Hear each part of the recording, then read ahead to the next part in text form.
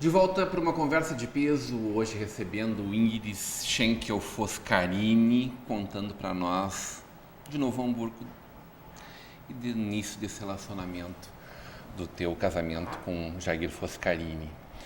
Ele provavelmente já vivia política pela influência do tio, do pai também, né?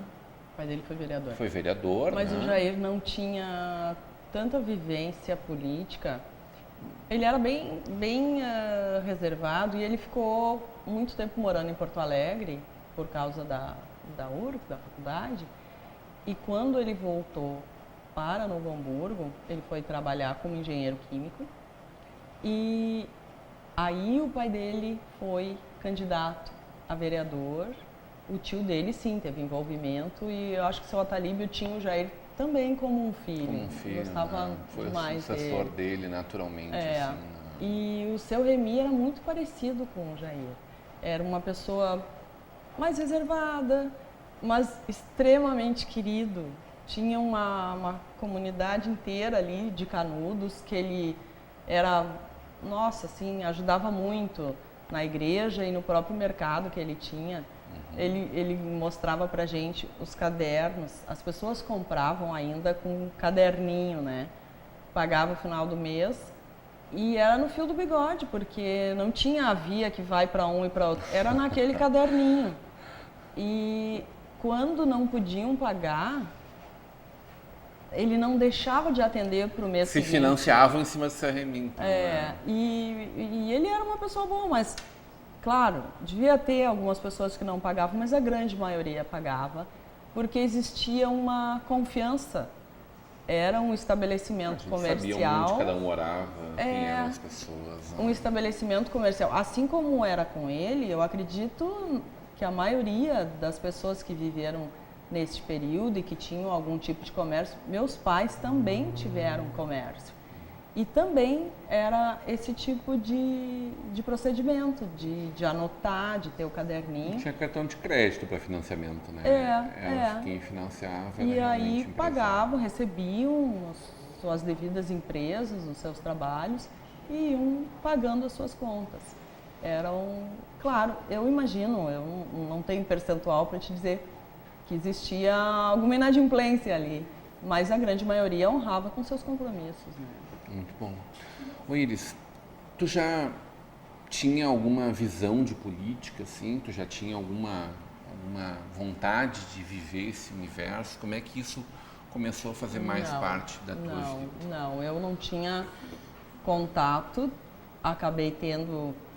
entrei na prefeitura muito jovem, com 17 anos, não existia lei federal. Uma técnica, como profissional, né? Concurso, e não existia a lei que hoje existe, colocando como 18 anos a idade mínima. Quando veio essa lei, eu fiquei com medo que me demitiriam e eu teria que fazer posteriormente outro concurso. Mas existia, na verdade, um período de adaptação, né, a essa lei. E depois fiz 18 anos em maio, aí eu já estava dentro do trabalho mesmo, mas eu não tinha conhecimento de política, não tinha vivência nessa área e começando a trabalhar num lugar onde tu enxerga prefeito, tu enxerga secretários, que são figuras importantes dentro da estrutura do trabalho, pessoas honradas, tu começa a querer saber um pouquinho mais. E depois, com o Jair, na verdade, que eu tive uma grande escola, através do seu Atalíbio, do seu Remy, gostei bastante. Quando o Jair foi candidato a vereador, nós não tínhamos a mínima ideia se ele se elegeria. Ele era uma pessoa de gabinete, ele não era extrovertido, ele era uma pessoa muito na dele. E nós fizemos uma campanha muito franciscana.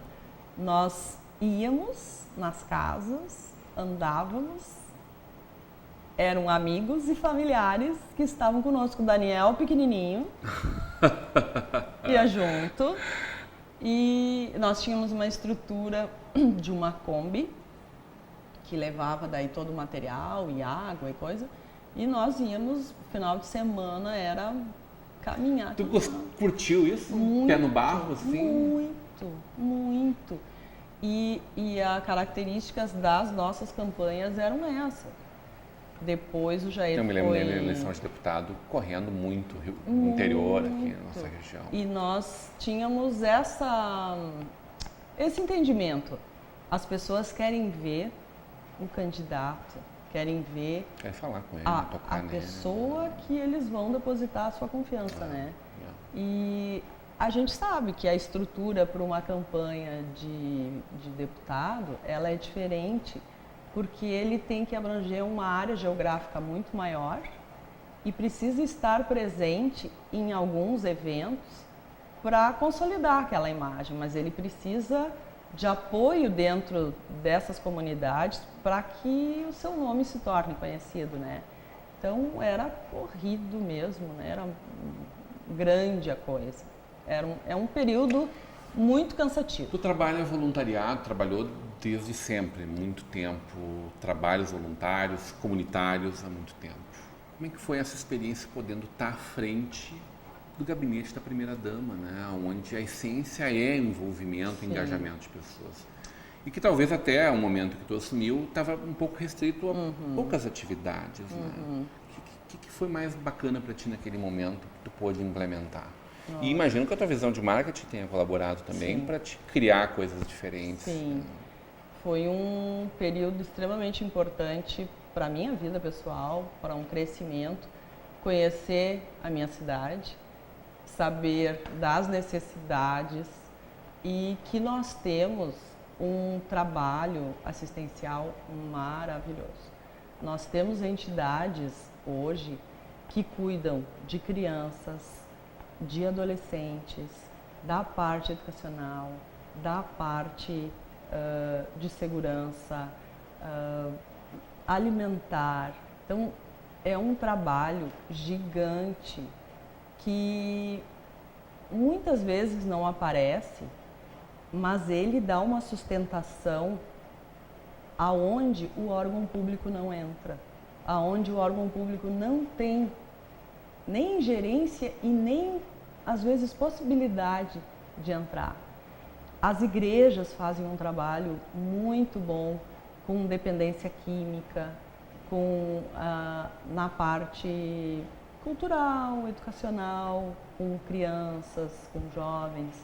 Tem uma série de trabalhos muito bonitos e eu tive a honra até de poder presidir alguns trabalhos, de conhecer um pouco mais e de ter uma outra preocupação de buscar voluntários, porque nós fizemos um arquivo de voluntários onde as pessoas colocavam o que elas gostavam de fazer, qual o tempo que elas podiam despender. E aí nós, com toda a estrutura que nós fomos aprendendo e fomos vendo, nós tentávamos colocar aqueles profissionais dentro de uma entidade que ele fosse realmente ajudar e que ele gostasse. Era uma rede. Vocês criaram realmente uma teia. A Delegacia da Mulher, nossa, audiência com o governador e daí era engraçado assim, ó, o Jair me ajudou muito a algumas audiências a conseguir, mas não era com ele, era comigo, porque eu tinha me envolvido de tal maneira na busca dessa delegacia também. Isso é uma luta não minha, uma luta que vinha de muitos anos, mas como eu estava numa posição que era favorável ao buscar apoio e estar à frente de um trabalho, governador, secretário de segurança, secretário de justiça, aquela coisa toda, várias audiências, buscar a delegada Rosane para cá, para ela ser a nossa primeira delegada, um trabalho muito grande. E aí, num dos seminários, desde o início, nós trabalhamos no gabinete com a violência. Nós elegemos esse um dos assuntos a serem desenvolvidos por nós através de profissionais, com seminários, com trabalhos em escolas, com palestras, com envolvimento de mães, professores, guarda municipal, brigada militar, polícia civil, uma série de mecanismos. E criamos um seminário onde esses profissionais pudessem levar suas dúvidas, pudessem ter esclarecimento e buscar profissionais que pudessem palestrar para nós. E aí eram juízes, médicos, legistas, uma série de profissionais que nós buscávamos e que pudessem trazer esclarecimentos. E através disso, a Eneida Soares e as suas colegas que tinham um consultório de psicologia se apresentaram que gostariam de nos ajudar a ouvirem as vítimas na Delegacia da Mulher. E ali foi feito um trabalho muito bonito, supervisionado por elas e voltado para as crianças, uma estrutura que elas pudessem estar ali, a mãe sendo ouvida, mas elas acolhidas, a mãe tendo um serviço de psicologia à sua disposição. O teu gabinete não tinha dinheiro para trabalhar.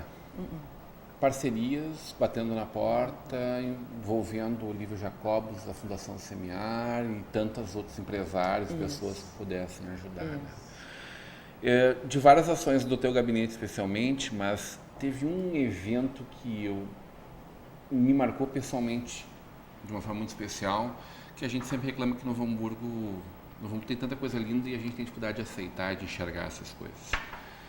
E vocês deram um ressignificado para o Natal a partir de uma proposta que tu estava me dizendo que não partiu de ti, partiu da Maristela. Do Natal das crianças lá. Do Natal das crianças aquela, no Novo Hamburgo, Companhia de Seguro, no antigo prédio. Lindo. É uma pena que aquilo não tenha dado sequência, né? Porque aquilo ali é uma característica, é um cartão de visitas na cidade desde os anos 60. Quem sabe agora Maristela novamente como secretária de Educação. Como é que foi para realizar aquilo lá? Nossa! A ideia era fazer um Natal que tivesse todo um significado de amor, de união, de família, de música e fazer com que as crianças das nossas escolas municipais pudessem cantar, porque nós estamos em várias escolas, tem corais, tem aulas com instrumentos musicais e que, nossa, um show mesmo. E a ideia não foi minha, o prédio do Novo Seguro cheio de janelas, fazer toda uma ambientação natalina, né, com luzes, e colocar crianças vestidas com uma túnica branquinha, e assim como as que estariam lá embaixo na parte do palco também, e com a toquinha cantando as músicas natalinas. Será que a gente já tinha feito o Natal, já fizemos depois disso, tão lindo e tão barato? Acho que não. Foi uma coisa que marcou muito.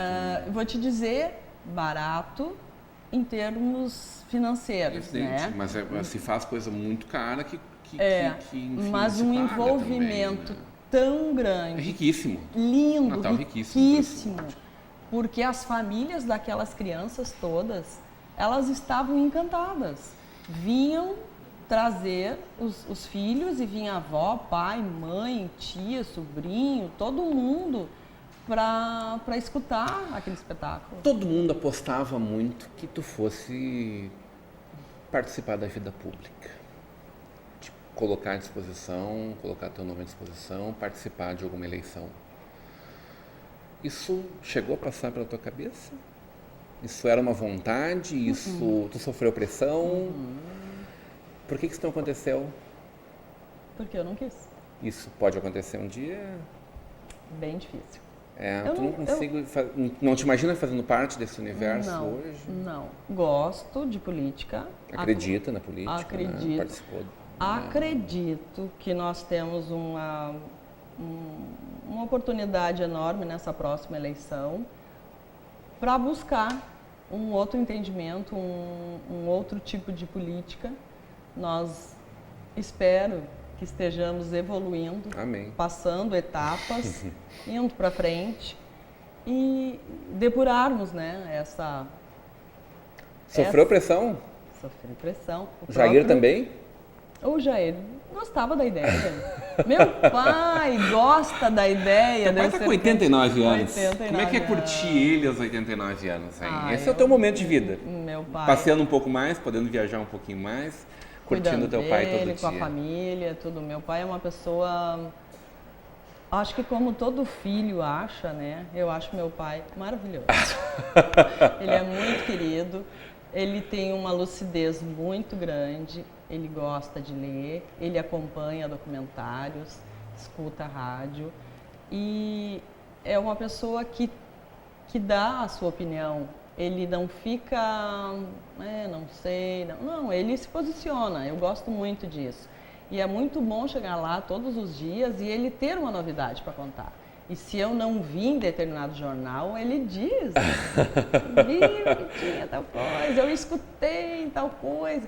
E muitas coisas passa batido pra gente e ele vai atrás. E ele teve, para nós, eu tenho uma irmã, só uma, a Inês, que nós temos uma influência muito grande da educação da mãe e do pai, porque minha mãe teve um processo de Alzheimer muito longo, né? muito longo, e ela era muito jovem, ela tinha tinha sofrido para 56 anos. Puxa vida. E isso fez com que meu pai tivesse uma importância muito grande nessa estrutura que nós passamos, porque a mãe foi perdendo as faculdades mais nobres, que é a do raciocínio, com muito pouco tempo, né? E aí ela não lembrava nem de nós, nem dele, né? Mas todo o cuidado que nós tivemos com ela e principalmente o amor que ele demonstrava para ela, tenho certeza que foi o que levou essa história a ter tantos capítulos. E ele tem nos influenciou mesmo, assim, a tolerância, o amor que a gente tem que demonstrar e que a gente se preocupa um com o outro. Nós nos unimos muito mais, a família, os genros, que meu pai considerava os dois filhos também, né? E a mãe também. E isso fez uma diferença na vida da gente. A gente lida muito bem com algumas coisas. Então hoje chegar lá, mesmo ele mora sozinho, ele cozinha, ele tem dificuldade hoje para caminhar, está com dificuldade de audição, um pouco de visão, mas ele continua muito lúcido.